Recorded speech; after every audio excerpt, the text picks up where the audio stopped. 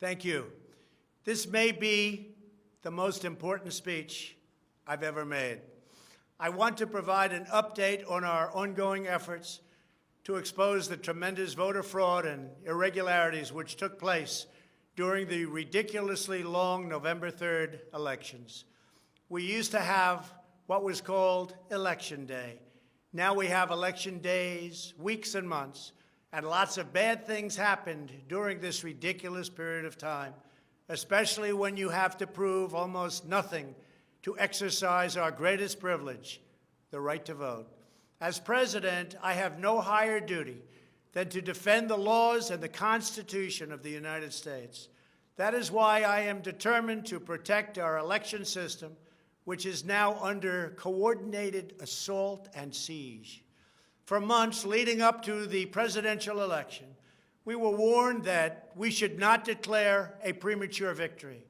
We were told repeatedly that it would take weeks, if not months, to determine the winner, to count the absentee ballots, and to verify the results. My opponent was told to stay away from the election. Don't campaign. We don't need you. We've got it. This election is done. In fact, they were acting like they already knew what the outcome was going to be. They had it covered, and perhaps they did, very sadly for our country. It was all very, very strange. Within days after the election, we witnessed an orchestrated effort to anoint a winner, even while many key states were still being counted. The constitutional process must be allowed to continue. We are going to defend the honesty of the vote by ensuring that every legal ballot is counted and that no illegal ballot is counted. This is not just about honoring the votes of 74 million Americans who voted for me. It's about ensuring that Americans can have faith in this election and in all future elections. Today, I will detail some of the shocking irregularities, abuses, and fraud that have been revealed in recent weeks. But before laying out just a small portion of the evidence we have uncovered, and we have so much evidence, I want to explain the corrupt mail-in balloting scheme that Democrats systematically put into place that allowed voting to be altered, especially in swing states, which they had to win. They just didn't know that it was going to be that tough because we were leading in every swing state by so much, far greater than they ever thought possible. While it has long been understood that the Democrat political machine engages in voter fraud from Detroit to Philadelphia to Milwaukee, Atlanta, so many other places, what changed this year was the Democrat Party's relentless push to print and mail out tens of millions of ballots sent to unknown recipients with virtually no safeguards of any kind. This allowed fraud and abuse to occur on a scale never seen before. Using the pandemic as a pretext, Democrat politicians and judges drastically changed election procedures just months and in some cases weeks before the election on the 3rd of November. Very rarely were legislatures involved, and constitutionally they had to be involved. But very, very rarely, and you'll see that as we continue to file our suits, it's constitutionally absolutely incorrect what took place, even from a legal standpoint. Many states, such as Nevada and California, sent millions of live ballots to every person on their voter rolls, whether those individuals had requested ballots or not, whether they were dead or alive. They got ballots. Other states, such as Minnesota, Michigan, and Wisconsin, instituted universal absentee balloting right in the middle of an election year, sending absentee ballot request forms to all voters on all rolls. It didn't matter who they were. This colossal expansion of mail-in voting opened the floodgates to massive fraud. It's a widely known fact that the voting rolls are packed with people who are not lawfully eligible to vote, including those who are deceased, have moved out of their state and even are non-citizens of our country. Beyond this, the records are riddled with errors, wrong addresses, duplicate entries, and many other issues. This is not disputed. It has never been disputed. Dozens of counties in the key swing states have more registered voters on the rolls than they have voting-age citizens, including 67 counties in Michigan. All of this is evidence.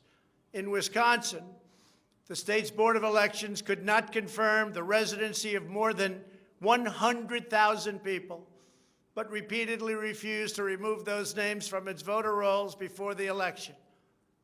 They knew why, nobody else did. I knew why. They're illegal voters. It is a travesty that in the year 2020, we do not have any means of verifying the eligibility of those who cast ballots in an election, and such an important election it is, or determining who they are, whether they live in the state, or whether they are even American citizens. We have no idea. We have in all swing states major infractions or outright fraud, which is far more in numbers or votes than we need to overturn the results of a state. In other words, in Wisconsin, as an example, where we were way up on election night, they ultimately had us miraculously losing by 20,000 votes. And I can show you right here that Wisconsin, we're leading by a lot. And then at 3:42 in the morning, there was this. It was a massive dump of votes. Mostly Biden, almost all Biden.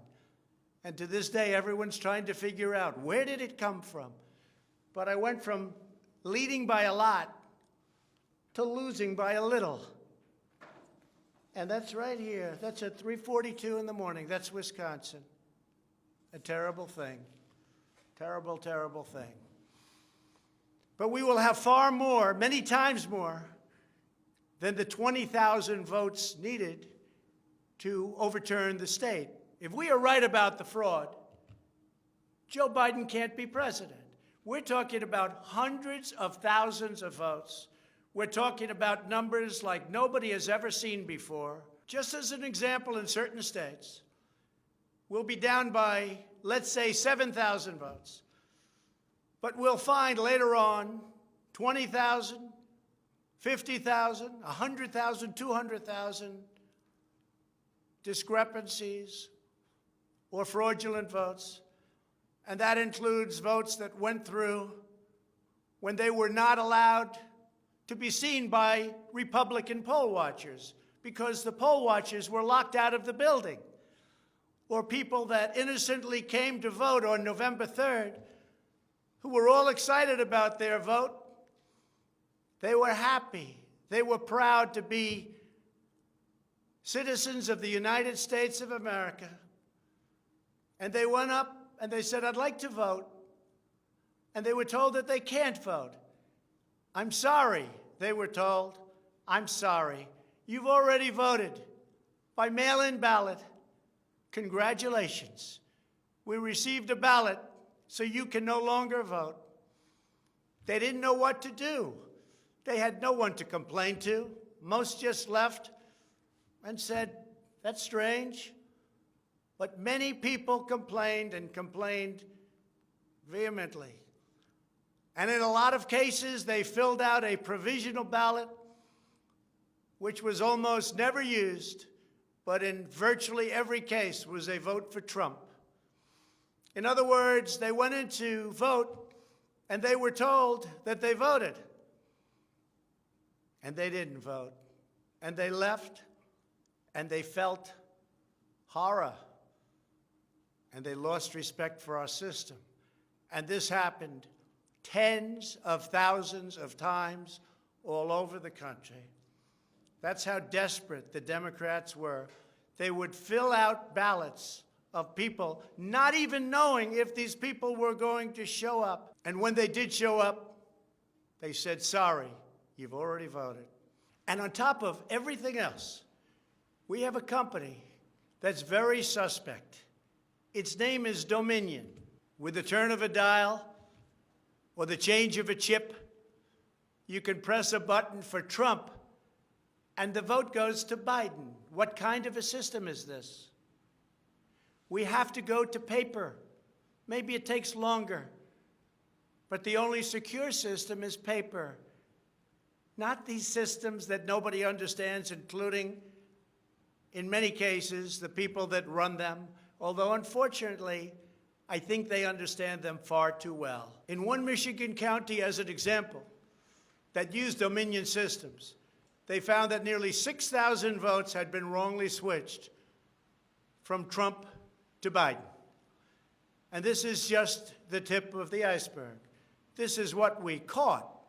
How many didn't we catch? Are there hundreds of other examples throughout the country? Are there thousands? We just got lucky, and they called it a glitch. But we found numerous glitches that evening. 96% of the company's political donations went to Democrats, not surprisingly.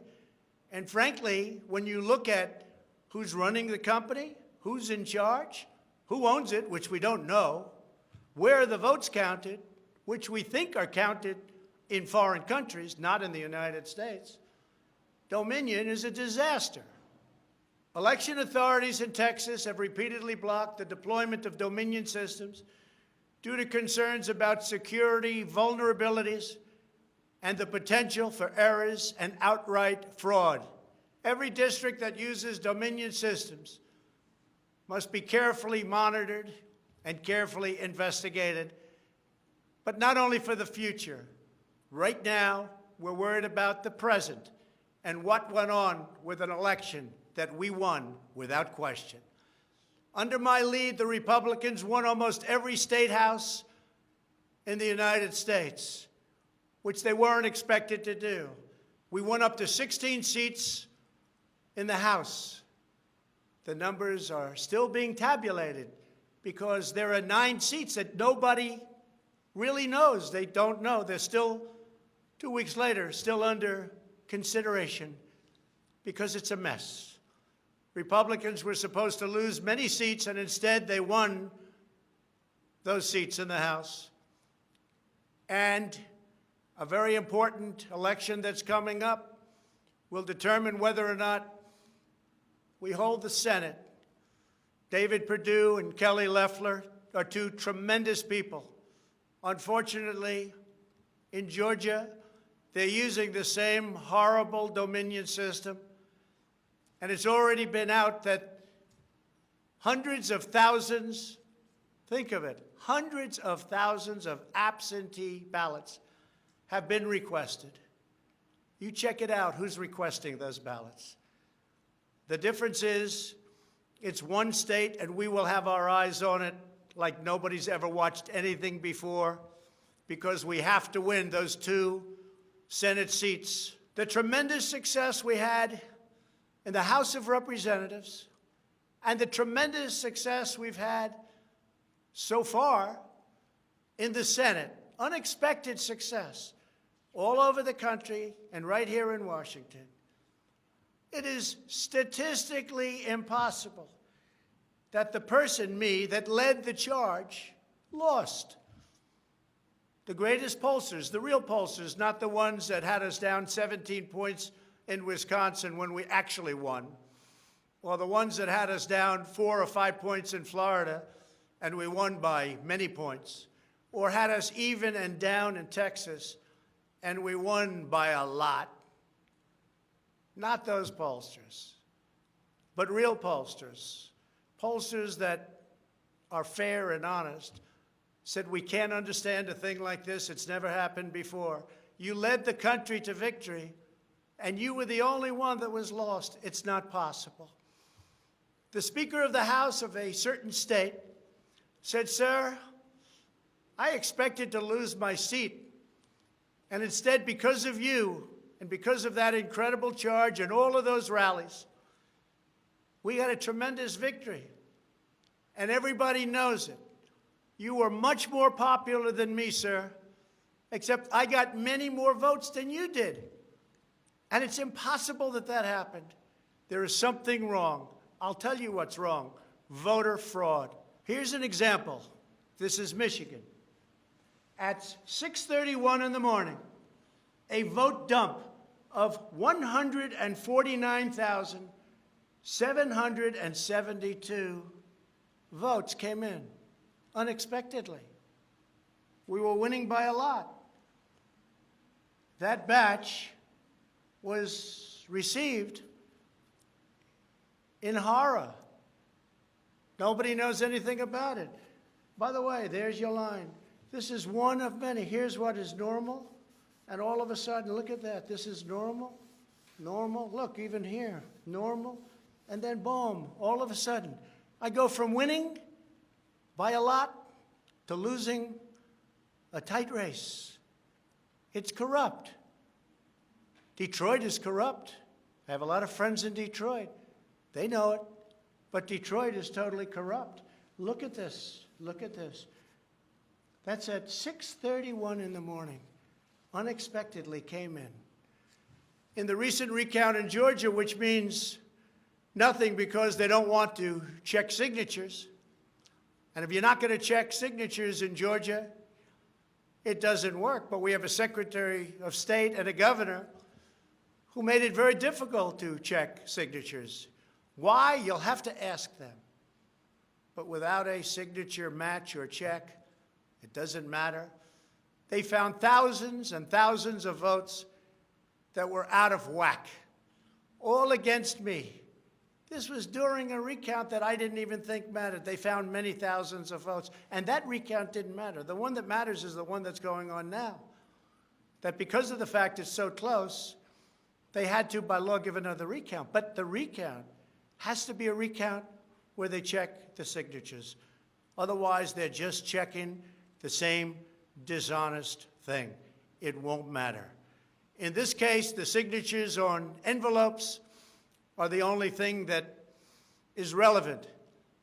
We will compare the signature on the envelope to the signatures from past elections, and we will find that many thousands of people signed these ballots illegally. The Democrats had this election rigged right from the beginning. They used the pandemic, sometimes referred to as the China virus, where it originated, as an excuse to mail out tens of millions of ballots, which ultimately led to a big part of the fraud, a fraud that the whole world is watching. And there is no one happier right now than China. Many people received 2, 3, and 4 ballots. They were sent to dead people by the thousands. In fact, dead people, and we have many examples, filled out ballots, made applications, and then voted, which is even worse. In other words, dead people went through a process. Some have been dead for 25 years. Millions of votes were cast illegally in the swing states alone. And if that's the case, the results of the individual swing states must be overturned, and overturned immediately. Some people say that's too far out. That's too harsh. Well, does that mean we take a president, and we've just elected a president, where the votes were fraudulent? No, it means you have to turn over the election. And everybody knows, without going much further, and they've seen the evidence, but they don't want to talk about it, what a disaster this election was. A total catastrophe. But we're going to show it, and hopefully the courts, in particular, the Supreme Court of the United States, will see it. And respectfully, hopefully they will do what's right for our country. Because our country cannot live with this kind of an election. We could say, let's go on to the next one. But no, we have to look also at our past. We can't let this happen. Maybe you'll have a revote, but I don't think that's appropriate. When those votes are corrupt, when they're irregular, when they get caught, They're terminated, and I very easily win. In all states, I very easily win these swing states, just like I won them at 10 o'clock in the evening of the election. So we're not looking to show you 25 faulty or fraudulent votes, which don't mean anything because it doesn't overturn the state, or 50 or 100. We're showing you hundreds of thousands, far more than we need, far more than the margin, far more than the law requires. We can show many times what is necessary to win the state. The media knows this, but they don't want to report it. In fact, they outright refuse to even cover it because they know the result if they do. Even what I'm saying now will be demeaned and disparaged, but that's okay. I just keep on going forward because I'm representing 74 million people, and in fact, I'm also representing all of the people that didn't vote for me. The mail-in voting scam is the latest part of their 4-year effort to overturn the results of the 2016 election, and it's been like living in hell. Our opponents have proven many times, again and again, that they will say and do anything to get back into power. The corrupt forces who are registering dead voters and stuffing ballot boxes are the same people who have perpetrated one phony and fraudulent hoax after another. You've been watching it now for 4 years. These entrenched interests oppose our movement because we put America first. They don't put America first. And we're returning power to you, the American people. They don't want America first. They only want power for themselves.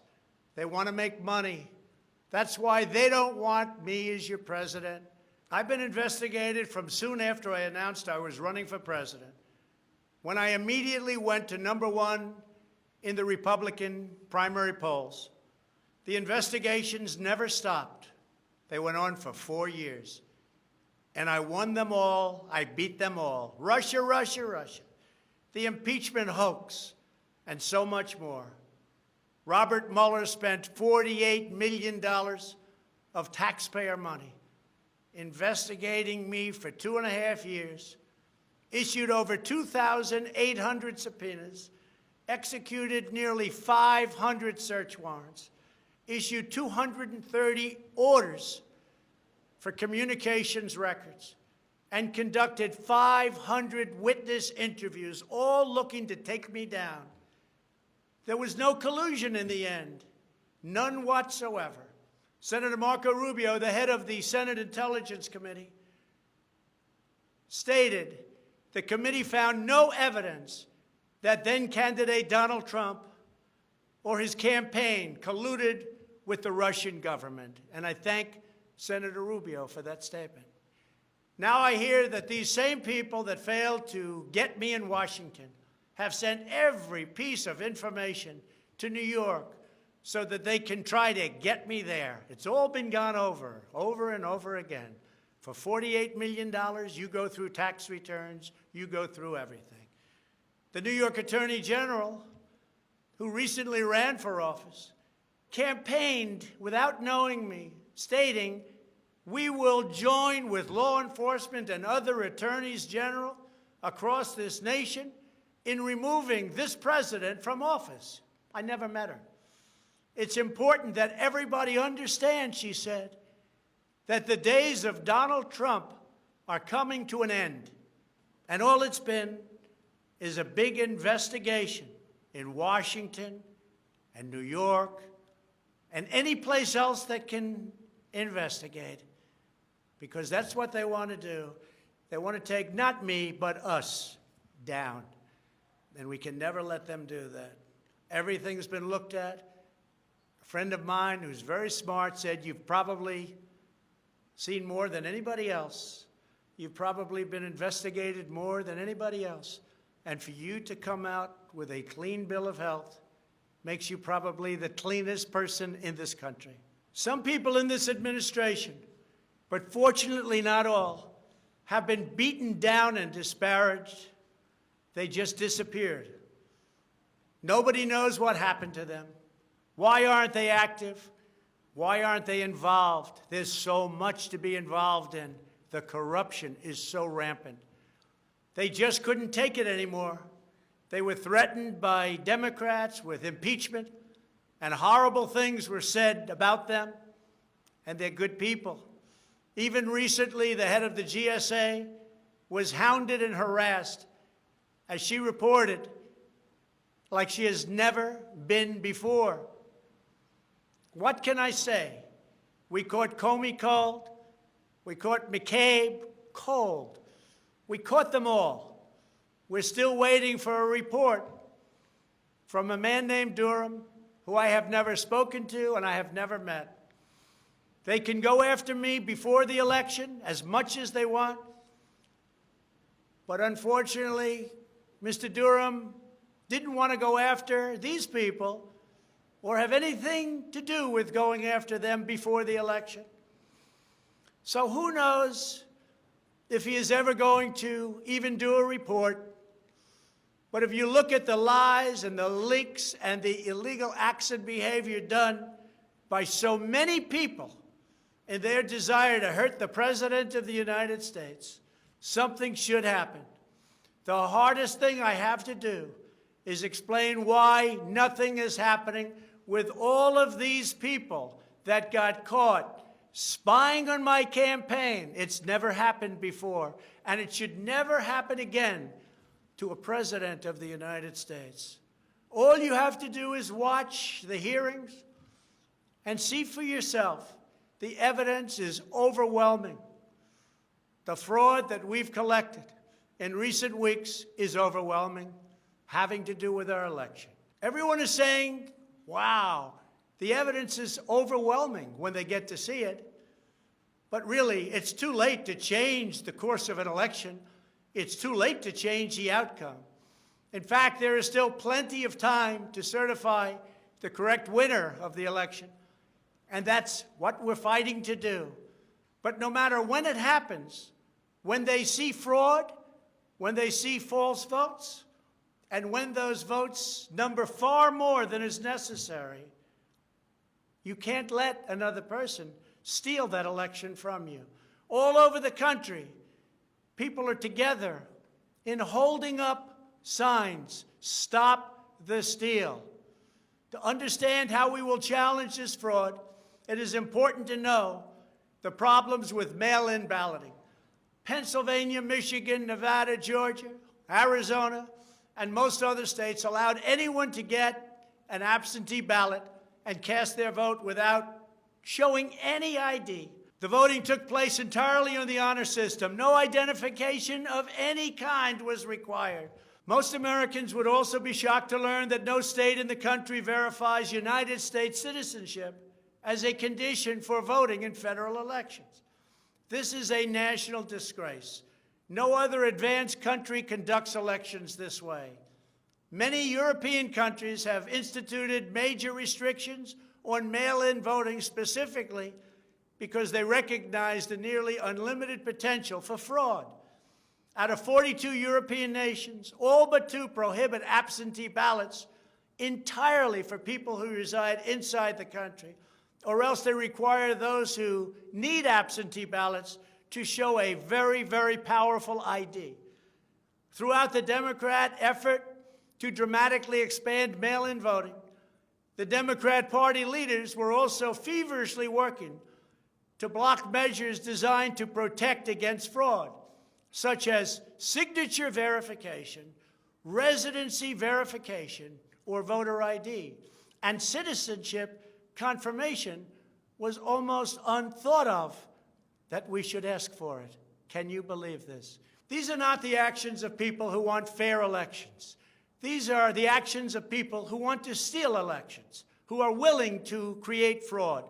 The only conceivable reason why you would block common sense measures to verify legal eligibility for voting is you are trying to encourage, enable, solicit, or carry out fraud.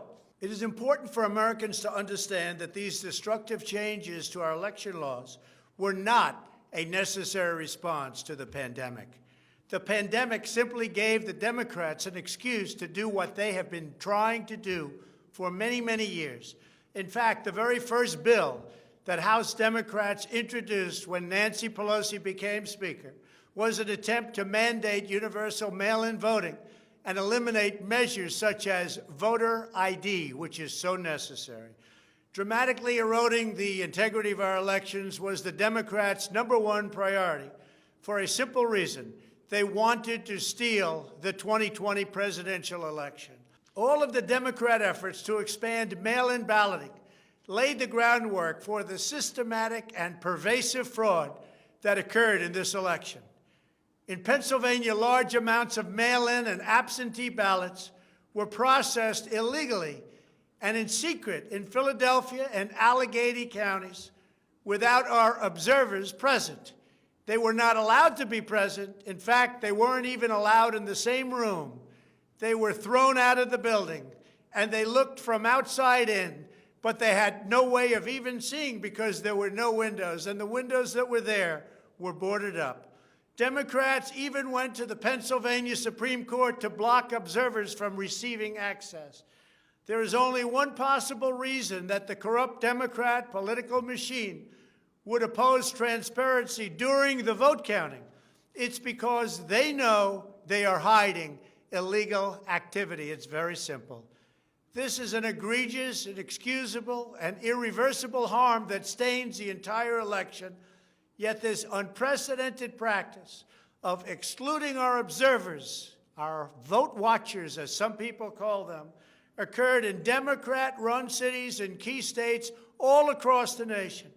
Here are just some of the additional facts that we've uncovered. Many voters all across Pennsylvania received 2 ballots in the mail, and many others received mail-in ballots for which they never applied. So many got ballots, they didn't even know what they were for. And again, so many received more than 1 ballot, in some cases more than 2 ballots. And they happened to be, for the most part, Democrats. In Fayette County, Pennsylvania, multiple voters received ballots that were already filled out. They didn't know what happened. In Montgomery County, Pennsylvania, a poll watcher overheard unregistered voters being told to return later to try to vote under a different name. Tens of thousands of voters across Pennsylvania were treated differently based on whether they were Republicans or Democrats. Voters who submitted flawed ballots in some Democrat precincts were notified and asked to fix their ballots, while Republican precincts, and in particular Republican voters, were not so notified, which plainly violates the Equal Protection Clause of the United States Constitution. If you are a Democrat, we're going to fix up your ballot, make sure it's perfect.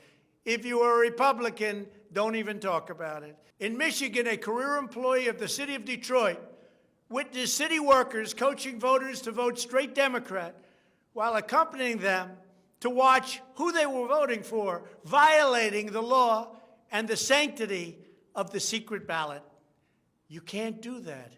The same worker says she was instructed not to ask for any ID and not to attempt to validate any signatures. She was also told to illegally backdate ballots, many, many ballots, received after the deadline. This is something that is so unconstitutional. And she estimates that thousands and thousands of ballots were improperly backdated by her and many others. Other witnesses in Detroit also saw election officials counting batches of the same ballots many times, as well as illegally duplicating ballots. One observer testified to seeing boxes and boxes of ballots, all bearing the same signature. Another observer in Detroit gave sworn testimony that he saw countless invalid ballots that did not belong to properly registered voters, and then witnessed election workers in Wayne County entering fake birth dates into the system in order to illegally count them. Witnesses have signed sworn affidavits. In other words, you go to jail if you lie. testifying that after election officials announced the last absentee votes had been received, a batch of tens of thousands of ballots arrived, many without envelopes, all voting for Democrats. In Wisconsin, a record number of voters were categorized as indefinitely confined, a status reserved for severely disabled individuals, also for the elderly, that allow them to vote without showing ID. Last year, approximately 70,000 people claimed this status statewide. This year, the number miraculously was nearly 250,000 voters after election officials in Milwaukee and Dane counties, a couple of the most corrupt political places in our country, urged citizens to improperly register under this status. And register they did in levels that don't exist. In Wisconsin, there are approximately 70,000 absentee ballots that do not have matching ballot applications as required by law. In Georgia, 9 observers have testified to seeing countless irregular ballots without the creases or typical markings indicating that the ballots did not arrive in envelopes as required. A poll watcher in Fulton County estimated that approximately 98% of the large number of unusually pristine ballots that she witnessed were for Biden, a highly unusual number. In addition, thousands of uncounted ballots were discovered in Floyd, Fayette, and Walton counties weeks after the election, and these ballots were mostly from Trump voters. They weren't counted. They were from Trump voters. In Detroit, everybody saw the tremendous conflict and the horrible way that the 2 Republican canvassers were treated, so horribly, because they wouldn't vote when they saw that 71% of the precincts didn't balance. And also, there were more votes than there were voters. Think of that. You had more votes than you had voters. That's an easy one to figure. And it's by the thousands. In Arizona, in-person voters whose ballots produced error messages from tabulation machines were told to press a button that resulted in their votes not being counted. Also in Arizona, the Attorney General announced that mail-in ballots had been stolen from mailboxes and hidden under a rock. In Clark County, Nevada, where most of the state's voters reside, the standards for matching a signature using the signature verification machine were intentionally lowered to allow large numbers of ballots to be counted that otherwise would never have passed muster. This machine was set at the lowest level. According to one report, in order to test the process, 9 voters in Clark County cast ballots with intentionally incorrect signatures, and 8 of the 9 ballots were accepted and counted. They said you could sign your name as Santa Claus, and it would be accepted. Last week, the Clark County Commission threw out the results of a local election after the registrar reported finding, quote, discrepancies that we can't explain. Also in Nevada, some voters were entered into a raffle for more than a dozen gift cards worth as much as $250 if they could prove they had voted. This took place on Indian reservations. One of the most significant indications of widespread fraud is the extraordinarily low rejection rates for mail-in ballots in many key states. These are the states that I had to win. In swing state after swing state, the number of ballots rejected has been dramatically lower than what would have been expected based on prior experience. That means years and years of voting. In Georgia, just 0.2%, that's substantially less than 1%, of mail-in ballots have been rejected. In other words, almost none have been rejected. They took everything. Nothing was rejected practically, compared to 6.4% in 2016, and there are those that think that 6.4 was a low number. So think of it, almost none were rejected, and the previous election, 6.4% were rejected. We have seen similar declines in Pennsylvania, Nevada, and Michigan. Ballots weren't rejected, especially if they happen to be in Democrat areas. These irregularities are inexplicable unless there is a deliberate effort to accept ineligible ballots or fraudulent ballots. In Pennsylvania, the Secretary of State and the state Supreme Court, in essence, abolished signature verification requirements just weeks prior to the election in violation of state law. You're not allowed to do that. It has to be approved by the legislature. A judge can't do it, a state can't do it, an official can't do it. The only one that can do it is the legislature. The reason for this is clear. They were not verifying signatures because they know the ballots have not been filled out by the voters in whose names they were cast. In other words, people filled them out that had nothing to do with the names on the ballot. A simple recount of the ballots under these circumstances only compounds the fraud. The only way to determine whether there was an honest vote is to conduct a full review of the envelopes in the relevant states.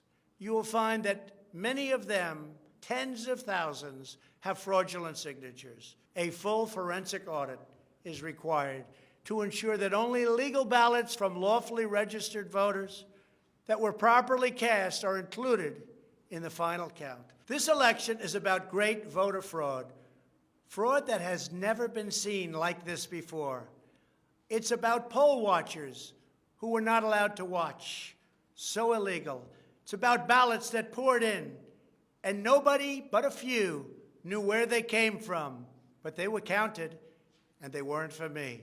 It's about big leads on election night, tremendous leads, leads where I was being congratulated for a decisive, easy victory, and all of a sudden, by morning or a couple of days later, those leads rapidly evaporated.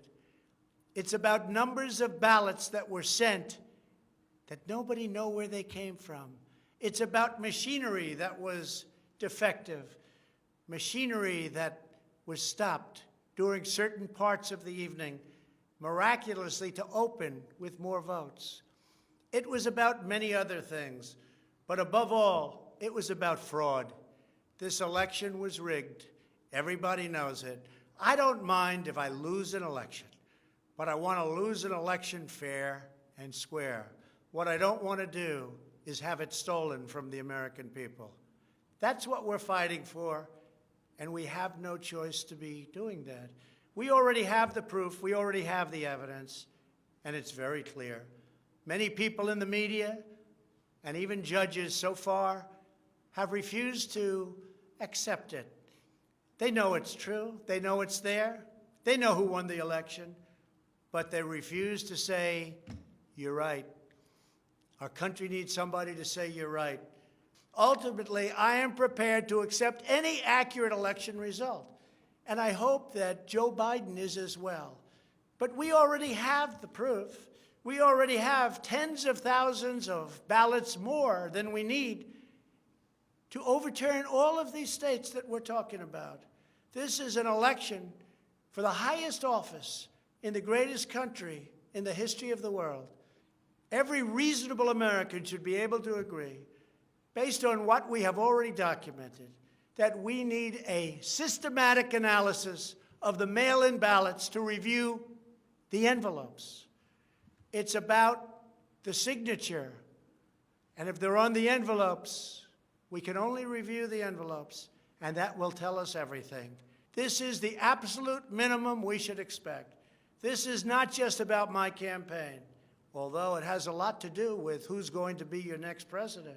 This is about restoring faith and confidence in American elections. This is about our democracy and the sacred rights that generations of Americans have fought, bled, and died to secure. Nothing is more urgent or more important. The only ballots that should count in this election are those cast by eligible voters who are citizens of our country, residents of the states in which they voted, and who cast their ballots in a lawful manner before the legal deadline. Moreover, we must never again have an election in which there is not a reliable and transparent system to verify the eligibility, identity, and residency of every single person who casts a ballot, a very, very cherished ballot. Many very smart people have congratulated me on all we've done. The biggest tax cuts in history, regulation cuts, the biggest in history. We rebuilt our military. We took care of our vets like never before. Space Force, and so much more. But then they went on to say, as big and as important as these events were, the single greatest achievement in your presidency will be exactly what you're doing right now, voter integrity for our nation. It's more important than any of the things that we discussed. If we don't root out the fraud, the tremendous and horrible fraud that's taken place in our 2020 election, we don't have a country anymore. So with the resolve and support of the American people, we will restore honesty and integrity to our elections, and we will restore trust in our system of government. Thank you, God bless you, and God bless America.